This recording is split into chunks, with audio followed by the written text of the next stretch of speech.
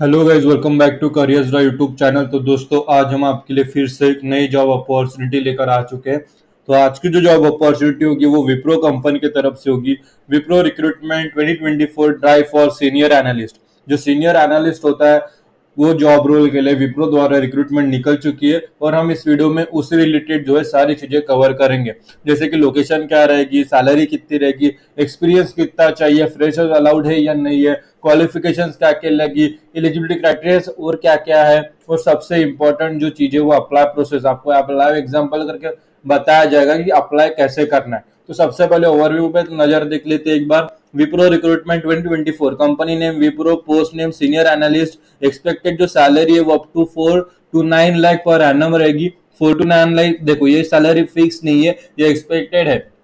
अगर आप अच्छी डिजर्विंग स्किल के साथ जाते तो इससे बेटर भी सैलरी आपको मिल सकती है। एक्सपीरियंस के साथ जाते तो उससे भी बेटर सैलरी आप डिजर्व कर सकते हो, तो आपको मिलेगी भी। ठीक है, जॉब लोकेशन गुरुग्राम रहेगा। Experience, freshers and experience both are eligible. जिनके पास एक्सपीरियंस भी नहीं है वो भी अप्लाई कर सकते हैं, और जिनके पास एक्सपीरियंस है वो जम करना चाहते हैं दूसरे कंपनी में, वो भी अप्लाई कर सकते हैं। Eligibility criteria any bachelors degree, मतलब आप किसी भी स्ट्रीम के ग्रेजुएट हो, कोई फर्क नहीं पड़ता। यहाँ पे सिर्फ एक मिनिमम जो क्वालिफिकेशन होती है वो ग्रेजुएशन की वो चाहिए। फिर बस आपको सीनियर एनालिस्ट जो जॉब रोल है उसके बारे में नॉलेज होना। तो एलिजिबिलिटी क्राइटेरिया तो है, मतलब आपको जो फील्ड में जाना है उसके बारे में नॉलेज तो आपको होना ही चाहिए। ठीक है, इसकी लिंक आपको इस वीडियो के डिस्क्रिप्शन में प्रोवाइड कर दी गई है। जैसे आप उस पर क्लिक करोगे आपके सामने ये पेज ओपन हो जाएगा। ये पेज ओपन होने के बाद आपको यहाँ पे job description, how to apply Wipro यहाँ पे पढ़ लेना, और यहाँ पे अप्लाई नाउ पर क्लिक कर देना है। पहले पूरा फॉर्म आपको अच्छे तरीके से देखना है, नहीं तो बहुत जन गड़बड़ कर देते हैं, तो उनका जो अप्लाई प्रोसेस है वो होता नहीं है। ठीक है, जैसे ही हमारे अप्लाई नाउ पर क्लिक किया, हमारे सामने नेक्स्ट पेज ओपन हो जाता है, तो हम यहाँ पे क्या करेंगे, अप्लाई पर क्लिक कर देंगे। जैसे हम अप्लाई पर क्लिक करेंगे एक नया पेज हमारे सामने ओपन होगा, जो कि साइन इन पेज ओपन होगा। तो अभी दोस्तों हमें क्या करना है, सबसे पहले यहाँ पे हमारी डिटेल्स फिलअप करनी। तो डिटेल क्या फिलअप करेंगे, पूरा वीडियो अच्छी तरीके से देख लो, बीच में जाना मत। ठीक है, एंटर यूर ईमेल। यहाँ पे सबसे पहले जिस ईमेल आईडी से आप अप्लाई करना चाहते हो ईमेल आईडी यहाँ पे प्रोवाइड कर दो। नीचे I accept the privacy policy पर क्लिक कर दो, और नीचे आने के बाद यहाँ पे स्क्रॉल करने के बाद सारी चीजें पढ़ने के बाद यहाँ पे नेक्स्ट पर क्लिक कर देना। जैसे आप नेक्स्ट पर क्लिक करोगे एक नया पेज ओपन होगा। तो यहाँ पे देखो एक नया पॉपअप ओपन हो गया, एंटर योर पासवर्ड। तो एंटर योर पासवर्ड उन्हें ही आएगा जो फर्स्ट टाइम अप्लाई नहीं कर रहे, उन्होंने इस ईमेल आईडी से पहले भी अप्लाई किया है, उनका लॉगिन अकाउंट बना हुआ है, तो उन्हें यहाँ पे अकाउंट आएगा, तो उन्हें यहाँ पे पासवर्ड फिलअप कर देना है। और अगर आपका अकाउंट नहीं बना हुआ, आप फर्स्ट टाइम अप्लाई कर रहे हो, तो आपको ये पेज नहीं आएगा, तो आप टेंशन मत लीजिए। जिनका आया है उन्हें यहाँ पे पासवर्ड डाल के लॉगिन कर दो, या रिसेट योर पासवर्ड पे पासवर्ड भूल गए होंगे तो रिसेट कर दो। ठीक है, जो फर्स्ट टाइम अप्लाई कर रहे हैं उनका जो प्रोसेस है वो स्मूथली चलेगा। डायरेक्ट ये जो फॉर्म अभी ओपन होगा वही फॉर्म ओपन होगा हमारे सामने। तो कैसे फिलअप करना है पहले अच्छे तरीके से देख लो। ठीक है, जो फर्स्ट टाइम अप्लाई कर रहे हैं और जो पहले भी अप्लाई कर चुके हैं उस ईमेल आईडी से, दोनों के लिए फॉर्म सेम रहेगा। बस जो पहले अप्लाई कर चुके उनके लिए ईमेल आईडी, जो पासवर्ड हमने उस ईमेल आईडी के लिए दिए था अकाउंट के लिए, वो पासवर्ड हमें पूछा गया, बस और कुछ नहीं। अभी प्रोसेस आगे देखना। ठीक है, सबसे पहले हमें यहाँ पे रिज्यूमे फिलअप करना है। यहाँ पे माई कंप्यूटर होगा, जो फर्स्ट टाइम अप्लाई कर रहे हैं उन्हें वहां पे क्लिक करके अपने डिवाइस से अप टू डेट रिज्यूमे यहाँ पे अपलोड कर देना है। प्रोफाइल पिक्चर है, फिर नीचे लॉगिन, क्रिएट अ लॉगिन। ठीक है, अभी जो फर्स्ट टाइम अप्लाई कर रहे हैं उन्होंने लॉगिन में क्या करना है, अपना नेम और सरनेम विदाउट स्पेस लिख देना, वही आपका लॉगिन आईडी है। फिर बाजू में पासवर्ड, तो पासवर्ड हमें क्या करना है, 8 कैरेक्टर का रखना है मिनिमम। उसमें एक अपर केस, एक अल्फाबेटिक, एक लोअर केस, एक न्यूमेरिक, एक स्पेशल कैरेक्टर इंक्लूड होना चाहिए। ठीक है, 8 में से जो 5 जो है रिक्वायरमेंट वो होनी चाहिए। पासवर्ड ज्यादा भी हो सकता है लेकिन मिनिमम 8 कैरेक्टर का। ठीक है, पासवर्ड री एंटर कर देना। अभी जब आप नेक्स्ट टाइम अप्लाई करोगे तो एंटर योर पासवर्ड पूछा जाएगा इस ईमेल आईडी से, अगर आप करोगे तो फिर ये पासवर्ड आपको फिलअप करना है। फिर एंटर योर इन्फॉर्मेशन में सैचुरेशन टिक कर दो, उसके नीचे फर्स्ट नेम और उसके बाजू में लास्ट नेम। मिडल नेम को कंपनी की जरूरत नहीं इसलिए हमने रिवील नहीं किया। फर्स्ट नेम और लास्ट नेम हम यहाँ पे फिलअप करेंगे, जो कि हमारा नेशनल आइडेंटिटी कार्ड पे वो स्पेलिंग के साथ है, वही हम यहाँ पे फिलअप करेंगे, दूसरा फिलअप नहीं करेंगे। फिर नीचे ईमेल आईडी वही फिलअप करेंगे जो इंटीरियर ईमेल आईडी पे फिलअप किया था। फिर फोन टाइप में आपको यहाँ पे टाइप में मोबाइल सेलेक्ट करना है, और उसके बाजू में मोबाइल नंबर। तो यहाँ पे मोबाइल नंबर कैसे लिखोगे, पहले प्लस आपका कंट्री कोड लिखना, जैसे आप इंडिया में रहते हो तो +91, बाद में आपका 10 डिजिट का मोबाइल नंबर है, ऐसा लिखना है। ठीक है, आपको दिख रहा होगा स्क्रीन पे। फिर नीचे एड्रेस टाइप होम यहाँ पे सिलेक्ट कर देना, उसके बाजू में एड्रेस लिख देना, उसके नीचे सिटी कंट्री, स्टेट और यहाँ पे जिप कोड, आपके एरिया का जो भी जिप कोड है वो लिख देना, अपना जो एड्रेस है वो प्रॉपर लिखिए। फिर नीचे लोग क्वेश्चन पूछे जाते हैं, तो जो सबसे पहला क्वेश्चन है, are you open to relocating to job location, बिल्कुल अगर यहाँ पे यस करना चाहते हो तो यस कर दीजिए। मेरी इच्छा है कि आप सभी यस कर दीजिए, हम किसी भी रिक्वायरमेंट में पीछे नहीं आना चाहते।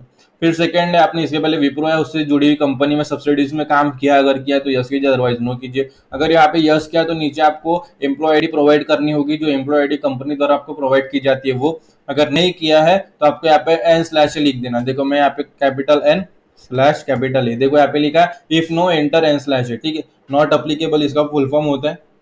फिर नीचे आपने डायरेक्ट मैं बता देता हूँ क्वेश्चन क्या है, पिछले 12 महीने या 1 साल से आपने किसी गवर्नमेंट एम्प्लॉय के तहत काम किया है कि किसी भी गवर्नमेंट कंपनी में, पब्लिक सेक्टर अंडरटेकिंग डिपार्टमेंट में, फॉरेन ऑफिशियल्स में, पब्लिक इंटरनेशनल ऑर्गेनाइजेशन में किसी भी तरह गवर्नमेंट के लिए काम किया है, गवर्नमेंट के अंदर काम किया है तो यस कीजिए, अदरवाइज नो कीजिए। फिर एजुकेशन में आपको यहाँ पे जो भी जिस हिसाब से आपने एजुकेशन लिया वो सिलेक्ट कर दो। फिर नीचे डिग्री, यहाँ पे डिग्री पूछे गए तो आपको यहाँ पे सिलेक्ट करना है, और यहाँ पे आपका जो भी डिग्री है वो आप पे फिलअप करोगे तो यहाँ पे डिग्री आ जाएगी। जैसे आपने लिखा डिग्री नीचे सिलेक्ट कर देना, फिर कॉलेज ऑफ यूनिवर्सिटी वो सिलेक्ट कर देना, फिर ब्रांच ऑफ स्टडी, जैसे डिग्री सिलेक्ट किया वैसे ब्रांच ऑफ स्टडीज मतलब डिग्री के अंदर मेजर कोर्स क्या था वो सिलेक्ट करना, ठीक है। फिर इतना होने के बाद नीचे पासिंग ईयर, स्टार्ट ईयर अगर लिखना है तो लिख दीजिए, अदरवाइज नहीं लिखा तो भी चलता है। फिर कंट्री, सिटी और स्टेट डाल दीजिए कॉलेज का। इतना होने के बाद नीचे नेशनलिटी सिलेक्ट करना है। फिर उसके बाजू में नीचे जो क्वेश्चन है वो are you legally authorise to work in the country, अगर आप लीगली ऑथराइज इस कंट्री में काम करने के लिए तो आप बिल्कुल यहाँ पे यस कर दीजिए। अगर आप इंडियन सिटीजन हो तो आप बिल्कुल लीगली ऑथराइज हो तो आप यस कर सकते हैं। फिर नीचे क्वेश्चन है, अभी या फ्यूचर में आपको कंपनी द्वारा स्पॉन्सरशिप या एम्प्लॉयमेंट वीजा की जरूरत पड़ेगी क्या इस कंपनी में काम करने के लिए, इस देश में काम करने के लिए। अगर आप इंडियन सिटीजन है, इंडिया में रहते हो तो आप लीगली राइट रखते हो लीगल काम करने के लिए, तो आपको इसकी कोई जरूरत नहीं, तो यहाँ पे नो कीजिए। अगर आप इंडिया के बाहर हो तो अपने रिक्वायरमेंट देख के ही जवाब दीजिएगा, ठीक है। वर्क एक्सपीरियंस में आना है, अभी जो जिनके पास वर्क एक्सपीरियंस है उन्होंने क्या करना है, यहाँ पे एम्प्लॉयर में कंपनी का नाम, कंपनी किस सिटी में थी, किस कंट्री में थी, किस स्टेट में थी, कब स्टार्ट हुआ कब एंड हुआ, ठीक है। अभी भी जॉब कर रहे हो तो एंड डेट नहीं लिखना, ठीक है।